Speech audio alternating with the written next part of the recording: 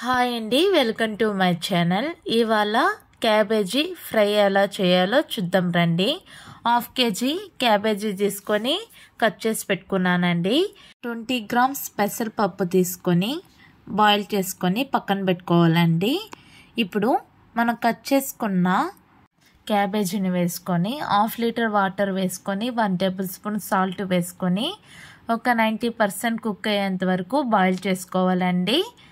Stove off చేసుకొని ఇప్పుడు ఒక కడాయి పెట్టుకొనేసి 3 tablespoon ఆయిల్ వేసుకొని ఆయిల్ హీట్ అయ్యాక జీలకర్ర, ఆవాలు, మంచినపప్పు, శనగపప్పు, పోపు దినుసులన్నీ వేసుకొని ఫ్రై చేసుకోవాలండి. ఇందులోనే 3 పచ్చిమిర్చి వేసుకొని ఫ్రై చేసుకోవాలి. ఇప్పుడు మనం ముందుగా ఉడికించి పెట్టుకున్న పెసరపప్పు వేసుకొని 5 minutes వరకు ఫ్రై చేసుకోవాలండి. మనం ఉడికించి పెట్టుకున్న క్యాబేజీ గడ వేసుకొని ఒక 5 minutes వరకు సిమ్లో పెట్టుకొని బాగా కలుపుకోవాలండి. మనం ముందుగా తురుము పెట్టుకున్న కొబ్బరిని గడ ఇందులో వేసుకొని ఒక 10 minutes వరకు ఫ్రై చేసుకోవాలండి సిమ్లో పెట్టుకొని. ఎవరైతే మన ఛానల్ని ఫస్ట్ టైం చూస్తున్నారో ప్లీజ్ అండి లైక్ చేయండి, షేర్ చేయండి, సబ్స్క్రైబ్ చేయండి నా ఛానల్ని. కొబ్బరి వేసాక 1/2 tablespoon వరకు సాల్ట్ గడ యాడ్ చేసుకొనేసి ఒక 5 minutes వరకు ఫ్రై చేసుకుందామండి. ఇందులోనే 1 tablespoon పసుపు గడ వేసుకొని ఒక 5 minutes వరకు ఫ్రై చేసుకోవాలి. సిమ్లో పెట్టుకొని ఫ్రై చేసుకోవాలండి.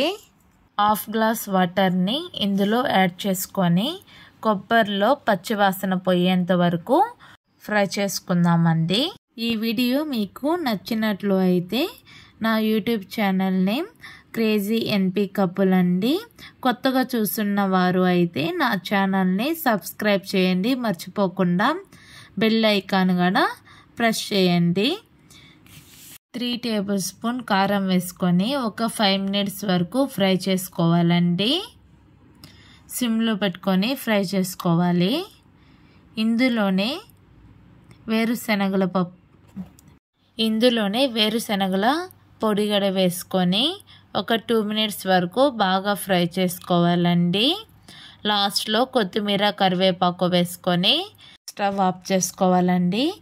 ఈ వీడియో మీకు నచ్చినట్లు అయితే ప్లీజ్ అండి లైక్ చేయండి, షేర్ చేయండి, సబ్స్క్రైబ్ చేయండి.